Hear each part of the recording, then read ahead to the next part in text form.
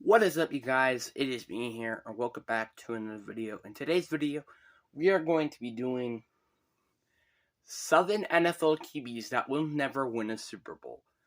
Now, again, this list can change during time, and even the list, in fact, can be outdated, or the list will, of course, may have some wrong errors into the mix. But obviously, you can also see right there. That's a nice little poster that I got over there chilling with. But anyways, let's get into the video.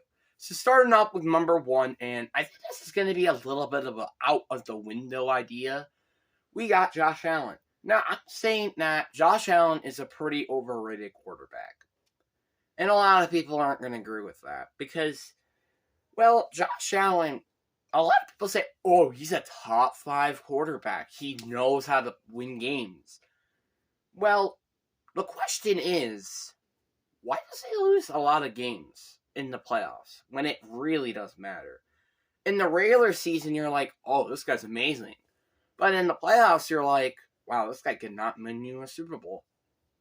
And that's what he is. He's pretty much a guy who might get to a Super Bowl, but that's it. That's his limit. Or AFC Championship game. That's your limit there. Outside of that, he is not really doing anything for you. He's more just of a quarterback who's just going to be that type of guy. He's going to be good, but he isn't going to win you a Super Bowl. Talking about another team that also has a quarterback that's good in the regular season, but then bad in the playoffs. Dak Prescott. Dak Prescott is probably in one of the most unfortunate hands of the fact that Zeke is getting paid so much freaking money to do nothing practically. And also having not such a great offensive coordinator and owner, and as well as GM, of course. But it's kind of just my opinion, because I love Dan Quinn as a defensive coordinator, because, hey, he's the only reason why we got our first ring as a Seahawks fan. So that's why I love my man. So, yeah. But anyway, I like Dan Quinn as the defensive coordinator. It's just the problem is they don't have an offensive coordinator. They don't have a GM. They don't have a head coach. And they have an owner that doesn't give a crap. But anyway, I do think that this team needs to, work on terrible contracts and just move on with them. For example, Zeke. I don't want to see this man getting paid so much money. But yeah, but anyway, even when Dak might have a good supporting cast, for example, last year, he didn't play that good, and that's kind of just facts. And, I mean, look, they lost to the 49ers. I understand they have a top 5 defense every year, but that doesn't mean that you should suck, and that's kind of just my opinion. But, yeah, Dak Prescott's safe to say he's not going to win a Super Bowl, even if he gets moved. And on to number 3 on the list, we gotten a little quarterback I like to call Kirk Cousins. Now, Kirk Cousins is definitely one of the quarterbacks that are a very interesting case, and I really wonder why he's even on the Vikings team in the first place. Now, Kirk Cousins, he's good enough for you to get to the playoffs, as we've seen before, but not good enough for you to get to an NFC Championship game. And that's just one issue with Kirk Cousins to me, is that the fact that, he's gonna make you win games, but he's not gonna make you win a Super Bowl. That's the issue.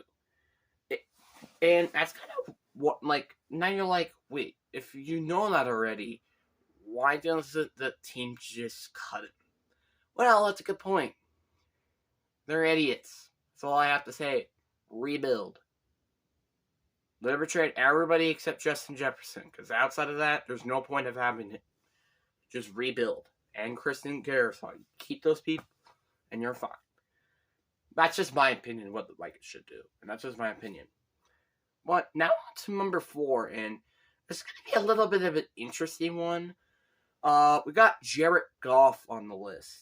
Now, Jared Goff is definitely, I'm not saying a terrible quarterback, but I think he's just going to be one of those guys who are going to be good, but he's not going to win you a Super Bowl. I mean, I understand that New England had like a top defense, and that's how they won the Super Bowl when they were going against the Rams, but that kind of doesn't accumulate in what I think is going to happen. What I think is that if he's going against a team, like, for example, the Lions, not the Lions, the 49ers, the Patriots, just teams that have good defenses, they're gonna beat the Lions. And I know this is going to be a little bit of an interesting one because this team is still, in my opinion, not Super Bowl contenders even after this year. Unless they get a ton of guys who are actually going to be good on defense, I just don't see this team going to a Super Bowl with Jared Goff under center. Now, on to number 5 on the list. We got Derek Carr. Now, I don't know if he is going to end up being a starter after this year, but I will give you this. He is going to be a guy who's not going to get you a ring. Mike, it will be interesting to see where he goes. For example, like, I would like to see him go to the Jets, where it actually has a top 5 defense. Maybe this might actually get overweighted. Or I should say, he might win a Super Bowl in the Jets. But I just don't see it. Now, I understand he hasn't really gotten the proper supporting cast to win a Super Bowl. I mean, for example, he doesn't really get receivers. He doesn't get an O-line then. Like, it's one of those two things that accumulate him to not winning a Super Bowl. And that's kind of just my opinion. And also having a mediocre defense. So that's why it's going to be interesting to see if he's on the Jets. But I still don't think he's going to be the guy who's going to get you to a Super Bowl. And that's kind of just my opinion. Now, on to number 6, and I think a lot of us can agree with this one, which is why I might as well just throw it on the list. We got Ryan Tannehill. Ryan Tannehill was easily probably one of the players that are just going to be like Kirk Cousins for the rest of his career. The reason why I say that is because he's just really not that good. He's not even going to probably be good for, like, he's going to just get worse during his career. So, honestly, might as well get rid of him, might as well start the rebuild. Because one team already, like, you might as well admire the Texans. Like, they're tearing it down and then making themselves good. Which is why I can't wait to see this team with an actual quarterback. No offense, David Mills, but it's kind of was like the poor supporting cast, which is going to be interesting of how they're going to case with CJ Stroud or whoever they have at QB. But yeah, but that's kind of just my opinion. I just don't see him winning a Super Bowl unless somehow they have like a Ravens run game and he goes back and has this 2019 form. So, and yet I don't think that's going to happen. But anyways, now down onto the last spot, into number 7 on the list. And this is going to be a very interesting one for a lot of people. Got Daniel Jones. Daniel Jones has officially revived his career, but that does not mean he is a top 10 quarterback. Matter of fact, I think he's in the top 20. This man is asking for top 5 money, and that's a little too ridiculous, so the fact I have to include him on the list. If you're giving this man a little bit over like $40 million, you're not going to be winning a Super Bowl around Daniel Jones. I'm sorry, but unless this team has a star roster with rookie players, you're not going to win a Super Bowl with Daniel Jones around because he's going to scratch and scratch and scratch until you have no money. And that is why, safe to say, you should not sign Daniel Jones over $40 million. But anyway, that will be it. There are a couple honorable mentions I wanted to discuss.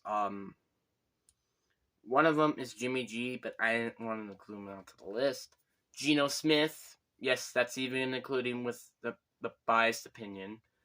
And Aaron Rodgers, just because of his stupid name and contract. But again, those are honorable mentions. But anyways, peace out, everybody.